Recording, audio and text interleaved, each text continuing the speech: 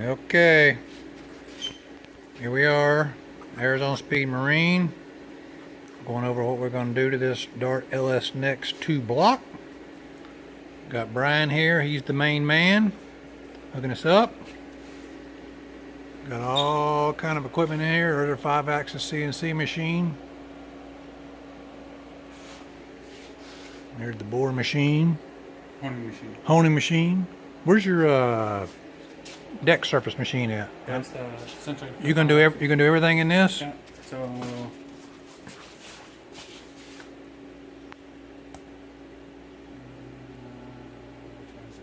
this is the boring bar.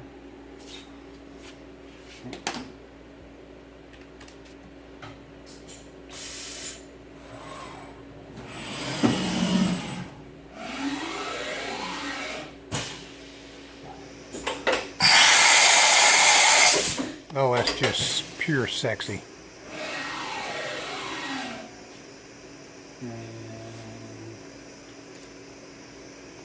That's the 13.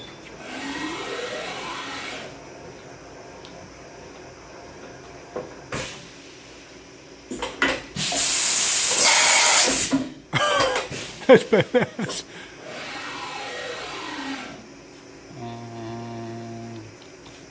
That should be the O-ring.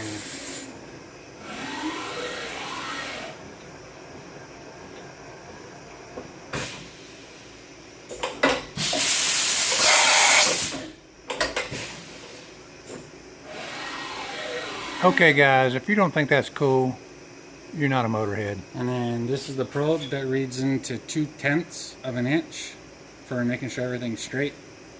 And this is lifter bores.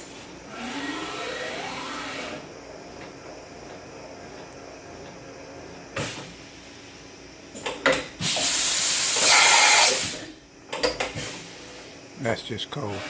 So let me ask some really stupid questions here. So when you put the block in, it goes on the bed. Once we say, hey, we want to do this, this, this, and this, all the stuff we just talked about, it basically never has to come out. Is that correct? Correct. It just goes in and... I can actually do like a dry run without something in there.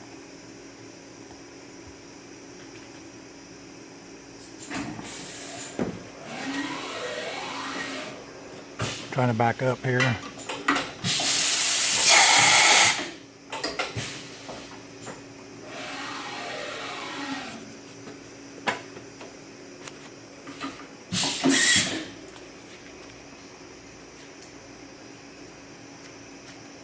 So the orientation behind it is, people that know machine work, most people use what's called VHJ fixture for your auto true for your full 45 and measuring your crank center and your cam centers.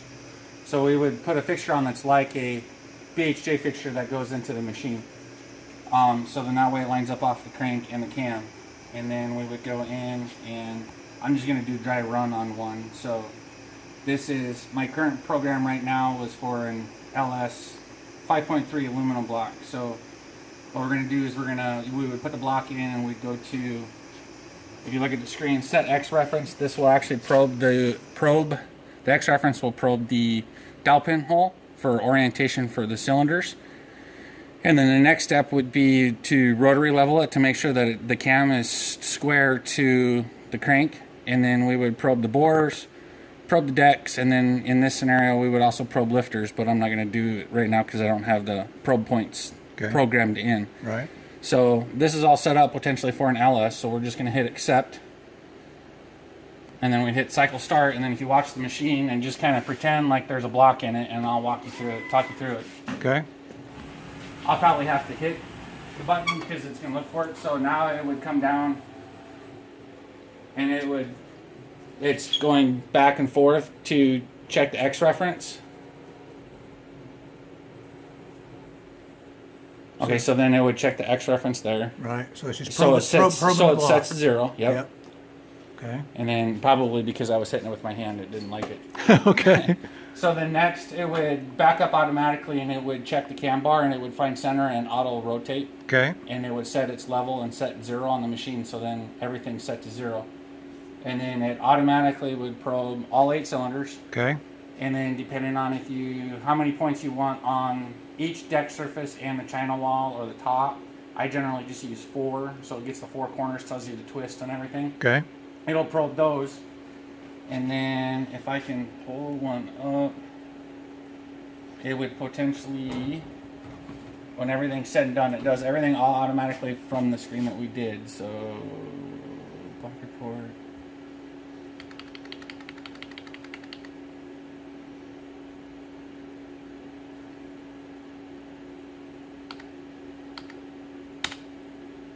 So this would be another gentleman that we know. This is the probing of his block prior to doing any work. That was the previous person's work. So you can see the bore diameter differences from when somebody honed it. Oh my God. We didn't do lifter bores on it. And then that would be the deck position, so you can see how far off the deck was. Right. So it probed it in 4 points, and then this is your height variance. So on one deck, the block was from 2.6 to 3.9, so about 1.5 thousandths off. And then on this side, you're basically at 3/10 to almost 7 thousandths. So you're, 6.5 thousandths off on his deck. Holy crap. And that's from another local machine shop. Folks, if you don't know the difference in that, that's huge as far as even on stock rebuild kind of stuff, but on high performance stuff, that's gigantic difference. So now when you set this machine, calibrating that stuff, I'm sure you probably got like fixtures that go in there and you check them and it references how accurate the machine is to start with or something like that. How does that work? Generally, as long as we don't have any issues, the probe gets checked every couple weeks or before any major project. Right. To validate that it's working correctly and measuring correctly. And it's just like doing a bore gauge deal. We have a special ring that goes in and it'll probe the ring and it'll tell us the diameter of it. Oh. Like a gauge ring. Yeah, I don't know if it's here or if it's in the other. It's in my other cabinet. It's okay. I understand what a gauge ring is. It has I'm trying to think if we can do that. We can do.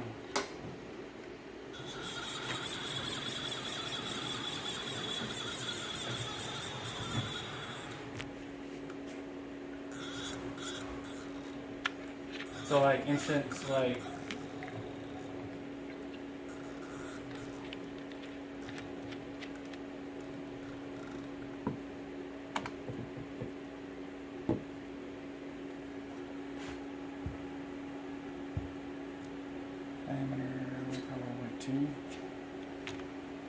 so we want to know the size of that piece sticking up. Right.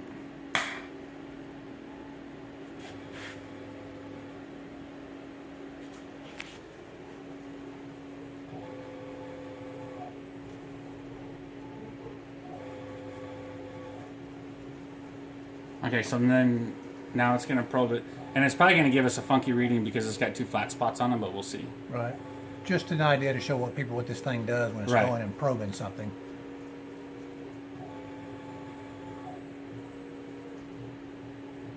So then potentially it should go to dead center of the 4 points. So it's the dead center of the 4 points. So then that gives you XY axis, and then that should be 1.5023. So it reads all the way down into tenths. Wow. Our machine was recently just recalibrated less than a month ago, and it is accurate with its main fixtures within 1/10. Wow. Now, if you want to,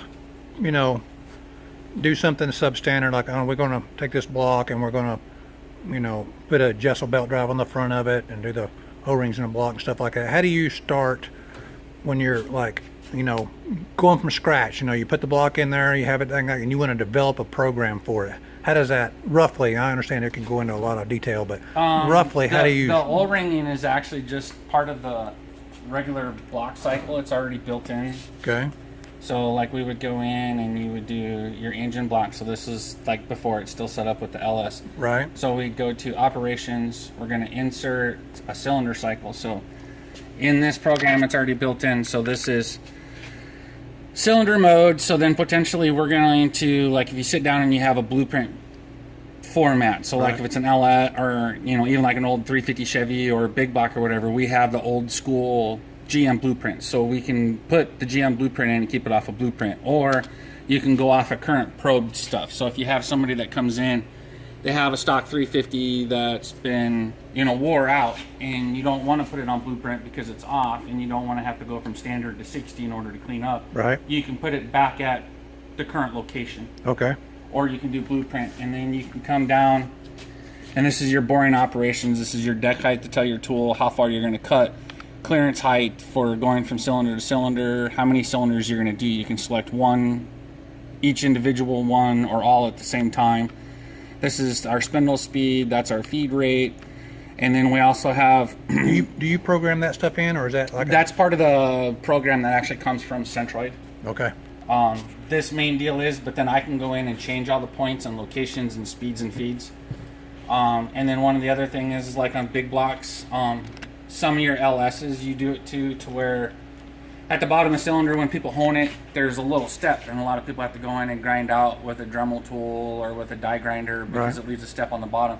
This actually has part of a program that's called honing clearance right here. Right. So you can actually program the honing clearance into where when it gets to the bottom of the cylinder, it will actually shift to the side of the main web and continue to bore for another however far you want it to go. Wow, And then it'll go back to center offset and come out of the hole without scratching the cylinder. that's cool. And this machine will do the boring and the honing process. Just boring. Just Honing boring. goes in the other machine. Honing goes in the other machine. Okay. Okay, so then if you're doing sleeves or you want to make sure you have a good 100% flat cut, you can have the cutter dwell at the bottom so then it rotates 4 or 5 times before it stops. Right. And then you have your chamfering operation. You can actually program it and set the chamfering tool up to where it'll chamfer the top of the cylinder depending on, like I have an import guy that literally wants a 5,000 chamfer. So we can program in and give him a 5,000 chamfer. Cool.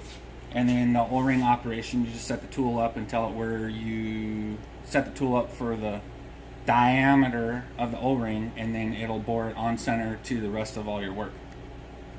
That's awesome. Doing the clearance in the front, we would basically have to do what we would do is we would probe.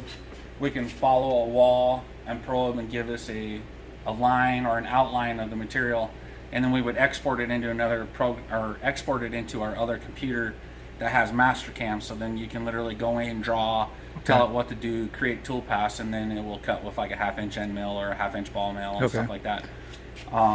Potentially on something like the LS, on your LS, we would have to pull it out, set it up, and potentially make some type of a small fixture to hold it. So then that way it doesn't move and its reference points is the Right. same every time. And then from that point on, we could repeat the process. Over and over. Over and over You and just put over. it in there and Yep. bang, you're done. Everything. And I noticed that the thing was grabbing those tools and stuff.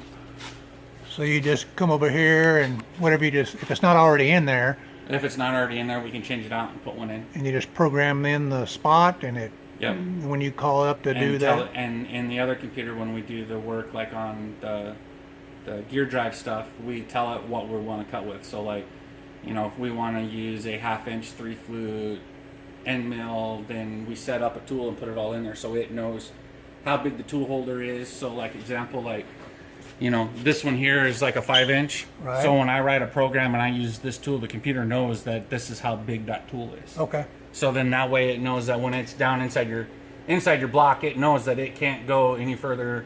It knows not to hit here. Right, Or right. it knows not to hit here. Oh, okay.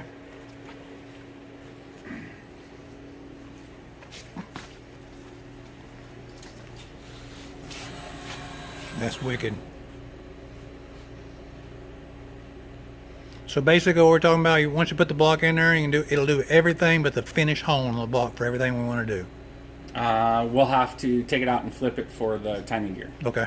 But other than that, yeah, it'll do everything except for the hone. That's pretty wild. And then this is an example of what the BHJ fixture assembly looks like in this particular block. So you got those, they're like a standard thing from the, where do you get that stuff from? Is that? That's all part of the machine. Okay. So you put that in the block and it goes in here and I assume goes Yeah, it in, sits in those cradles. sits in these cradles right here. Then the probe comes down and does its thing. Well, that's cool. pretty cool. Well, there it is, folks. We'll be making some more videos on this stuff, and we'll do some in-process videos to show when it's doing the work. And you know, Arizona Speed Marine's got the equipment to do just about anything you want, and they're local, so keep the money in Arizona. They got the technology, there's no excuse.